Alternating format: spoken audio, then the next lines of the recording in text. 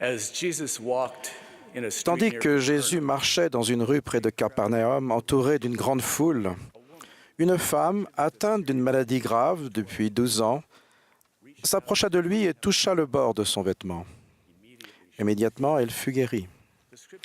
Les Écritures rapportent que Jésus, percevant qu'une force était sortie de lui, se retourna au milieu de la foule et regarda autour de lui pour voir celle qui avait fait cela. La femme, se voyant découverte, vint se jeter à ses pieds et lui dit toute la vérité. Jésus lui dit, « Ma fille, ta foi t'a sauvée. Va en paix. » Jésus-Christ a sauvé cette femme. Elle a été guérie physiquement, puis lorsque Jésus s'est retourné pour la voir, elle a exprimé sa foi en lui et il a guéri son cœur. Il s'est adressé à elle avec amour, l'a assurée de son approbation et l'a bénie en lui accordant sa paix. Frères, en qualité de détenteur de la Sainte Prêtrise, nous sommes engagés dans l'œuvre du salut. Au cours de l'année passée, le Seigneur a placé la direction de cette œuvre directement sur les épaules des anciens en Israël. Nous sommes chargés par le Seigneur d'une œuvre inspirante. Avec nos sœurs, nous devons servir d'une manière plus sainte, accélérer l'assemblement d'Israël des deux côtés du voile, faire de nos foyers des sanctuaires de foi et d'apprentissage de l'Évangile, et préparer le monde à la seconde venue de Jésus-Christ. Comme en toute chose, le Sauveur nous a montré la voie. Nous devons nous tourner vers Jésus-Christ et le servir de la même manière qu'il s'est tourné vers son Père et l'a servi. Le Sauveur l'a dit au prophète Joseph en ces termes.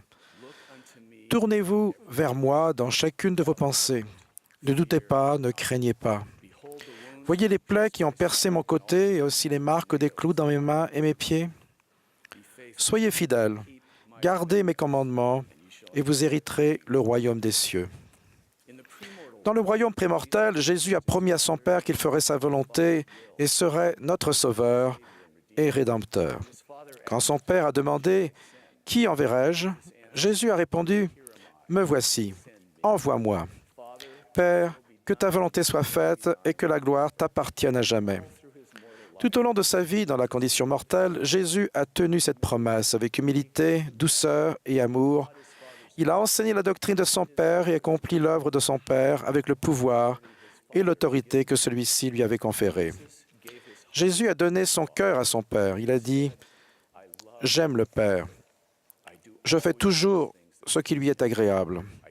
Je suis descendu du ciel pour faire non ma volonté, mais la volonté du Père qui m'a envoyé. » Au milieu de son agonie au jardin de Gethsémane, il a fait cette prière « Toutefois que ma volonté ne se fasse pas, mais la tienne. » Quand le Seigneur appelle les anciens d'Israël à se tourner vers lui dans chacune de leurs pensées et à voir les plaies de son corps ressuscité, il s'agit d'un appel à se détourner du péché et du monde et à se tourner vers lui, à l'aimer et à lui obéir.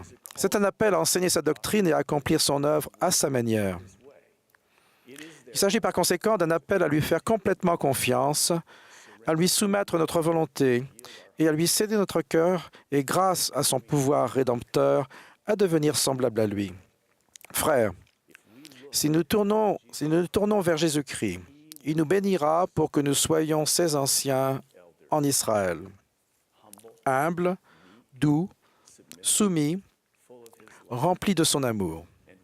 Et nous apporterons la joie et les bénédictions de son évangile et de son Église à notre famille et à nos frères et sœurs des deux côtés du voile. Le président Nelson nous a appelés à nous tourner vers Jésus-Christ de la même manière. Il n'est ni facile ni automatique de devenir des disciples aussi puissants. Notre attention doit être rivée sur le Sauveur et sur son Évangile. C'est mentalement très exigeant de nous efforcer de nous tourner vers lui dans chacune de nos pensées.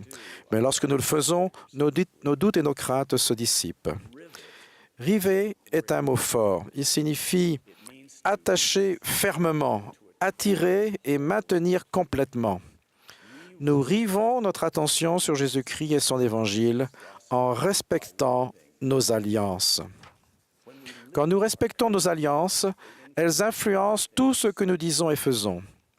Nous menons une vie respectueuse de nos alliances en la remplissant d'actes simples de foi quotidiens centrés sur Jésus-Christ.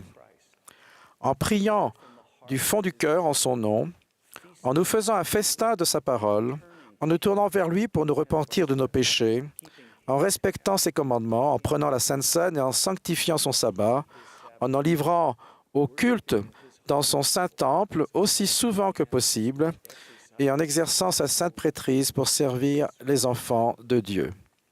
Ces actes de dévotion à nos alliances ouvrent notre cœur et notre esprit au pouvoir rédempteur du Sauveur et à l'influence sanctificatrice du Saint-Esprit.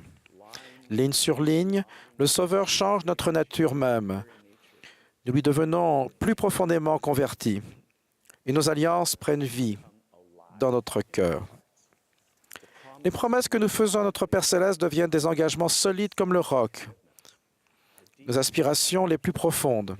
Les promesses que notre Père céleste nous fait nous comblent de gratitude et de joie.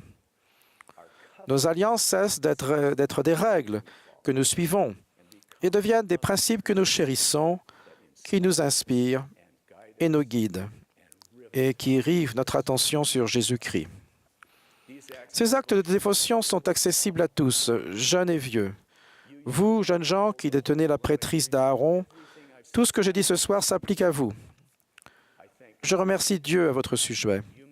Vous donnez accès à des ordonnances et des alliances sacrées à des millions de membres de l'Église chaque semaine. Quand vous préparez, bénissez ou distribuez la Sainte Seine, que vous servez, baptisez dans le temple, invitez un ami à une activité ou allez au secours d'un membre de votre collège, vous accomplissez l'œuvre du salut. Vous pouvez vous tourner, vous aussi, vers Jésus-Christ et honorer vos alliances chaque jour. Je vous promets que ce faisant, vous serez maintenant des serviteurs de confiance du Seigneur et un jour proche de puissants anciens en Israël. Frères, je sais que tout cela peut paraître intimidant, mais rappelez-vous les paroles du Sauveur.